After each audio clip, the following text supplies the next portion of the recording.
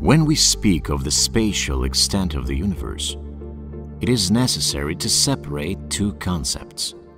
The first is the size of the observable portion of the universe, or the span of the current horizon. The name speaks for itself. It is the direct equivalent of the horizon as we define it on Earth, the imaginary border of the visible part of the Earth, and in this case, the universe. We don't see whatever lies beyond this border. That's not necessarily because there is nothing there. Just as in the case of the Earth's horizon, we don't see what is beyond because the light from there hasn't reached us. When it comes to the Earth's horizon, it doesn't reach us because the Earth's surface obstructs it. In the case of the cosmological horizon, the light from the photons simply hadn't had enough time to reach us. The unique thing about observing distant objects in space is that the light registered from these objects today has traveled throughout the universe for a long time, and in actual fact was emitted an extremely long time ago. Thus, objects located at cosmologically large distances are objects that have existed since the beginning of time and emitted the light that we register very, very early on. The very earliest signal of which we are aware and have studied well is the extraordinary cosmic microwave background radiation, which appeared in the era of hydrogen formation, when there were no galaxies or stars. At that distant time, the universe was 1 billion times denser, and photons were 1,000 times hotter than they are today.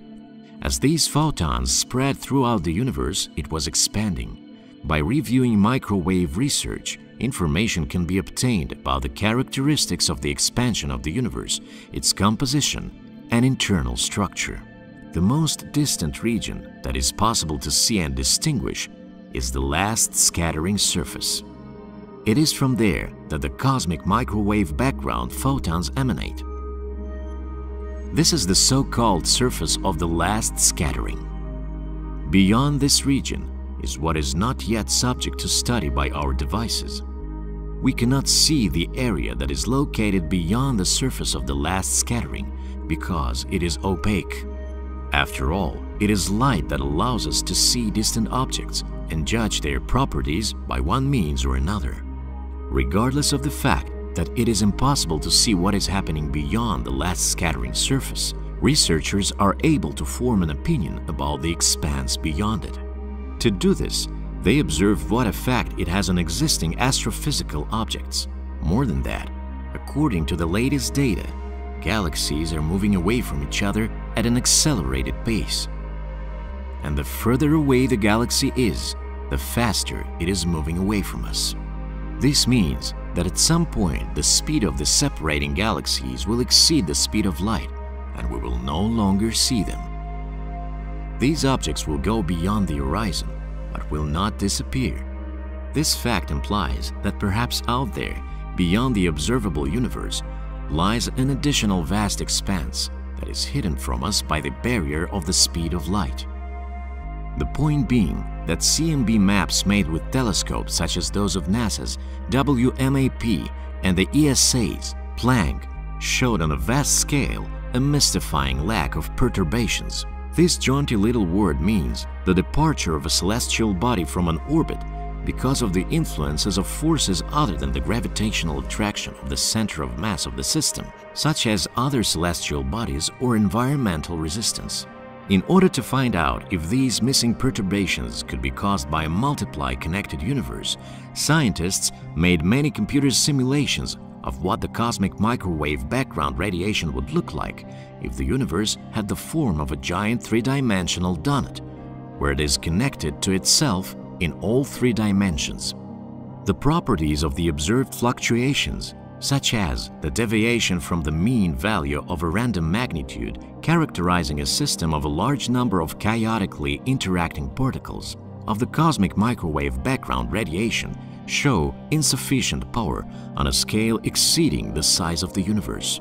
This lack of power means that fluctuations in the cosmic microwave background radiation are not present on such scales, and that our universe is multiply connected and finite. In other words, it looks like the cosmic microwave background is missing signals which must be present if the universe were truly infinite. One explanation for this suggests that the topology of the universe is curved in such a way that it connects back to itself like a donut or a bagel of intergalactic dimensions. Just as you can roll a sheet of paper into a tube without changing its parallel properties, the universe can be donut-shaped while remaining flat. This is exactly what the researchers have found out with the aid of simulations of the cosmic microwave background. It turns out that compared to the standard cosmological model, which is considered infinite, we found a much better matching observation of the fluctuations. Such a universe must have an end, and the entirety of the vast expanse is possibly no more than 4 times larger than the boundaries of the universe that is observable by man, and its size is 47 billion light-years in diameter.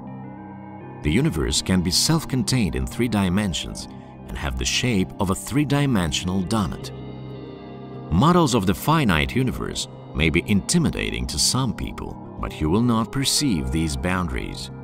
For all practical purposes, you simply live in an infinite universe, despite it having finite dimensions.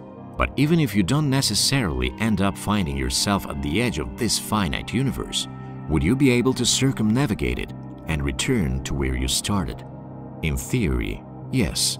After all, light can travel across the entire finite universe. I wonder how our donut-shaped universe looks from the side, presumably situated with others.